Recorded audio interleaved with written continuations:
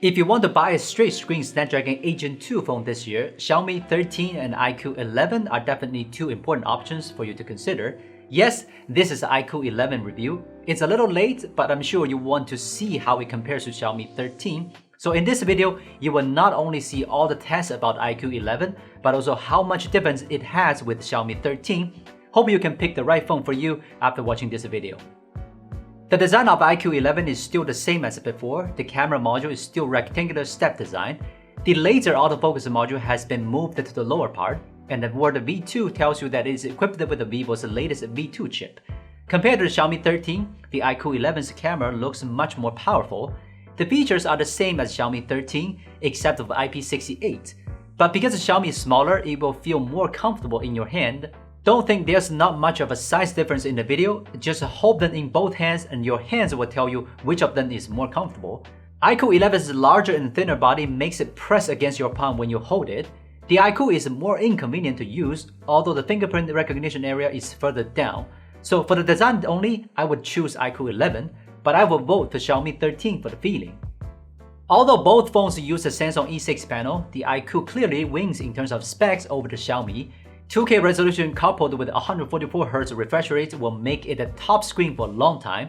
Just looking at display quality, I have nothing to complain about. However, if you put them together, it seems that iQOO doesn't have that much of an advantage. Even the bezels look a lot thicker. If you combine their back design to make an analogy, Xiaomi 13 is like this car, premium, beautiful.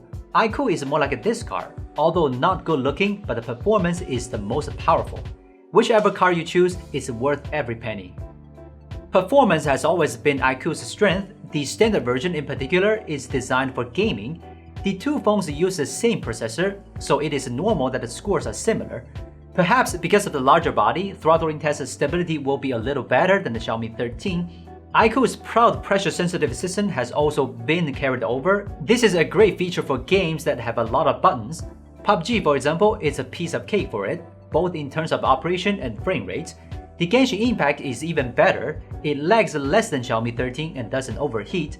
Combined with a larger body and dual motor vibration, the iQOO 11 is simply a gaming phone. The V2 chip can also be used to interpolate the frames for games. The Genshin Impact can reach 144 FPS after interpolation and is also very stable. There's no noticeable drop in image quality. Not many games can use this feature anyway, so at least on this game you can safely turn it on. The camera system is also made of a main camera, telephoto, and ultra-wide camera. Let's talk about the main camera first. The two phones are not far apart, all are excellent, just different photo styles. The iQOO has more vibrant colors in most scenes, while the Xiaomi has more contrast. Both phones have a problem. iQOO's sharpening traces make the image more blurred, while Xiaomi's colors are too vivid when shooting flowers. Other than that, I'm quite happy with the main camera.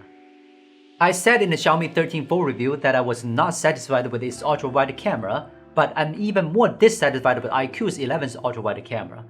Whether there's enough light or not, the clarity is not as good as Xiaomi 13, and sometimes the photos get colorful HDR effects. My goodness, look at this floor and trees. Turning on night mode will improve it, but it's still not as good as Xiaomi 13. The iQOO 11's telephoto camera is 2x and the Xiaomi 13 is 3.2x. So I had to change the shooting distance to make their compositions look about the same so we can compare their image quality. In daylight, the telephoto image quality is almost the same for both phones as well.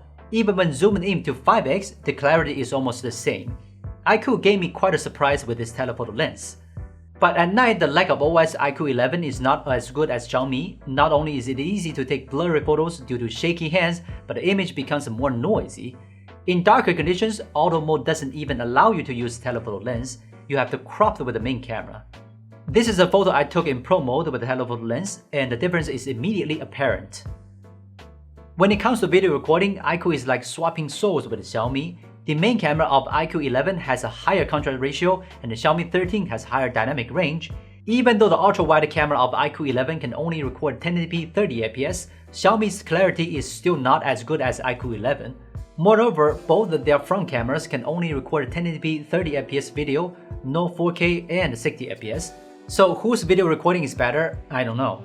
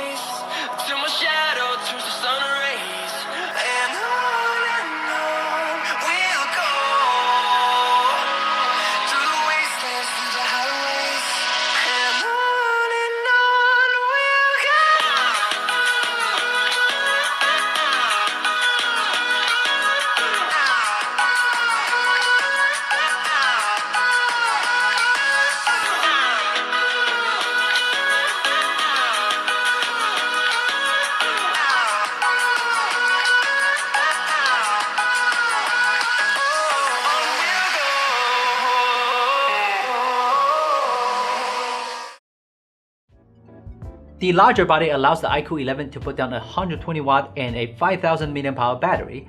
This allows it to be fully charged earlier than the Xiaomi 13 even with a larger battery. This is perhaps one of the reasons why many people prefer larger phones. But it's a shame that iQOO 11 doesn't have wireless charging.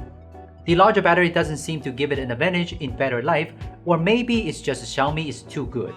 Anyway, the battery life seems to be about the same for both of them.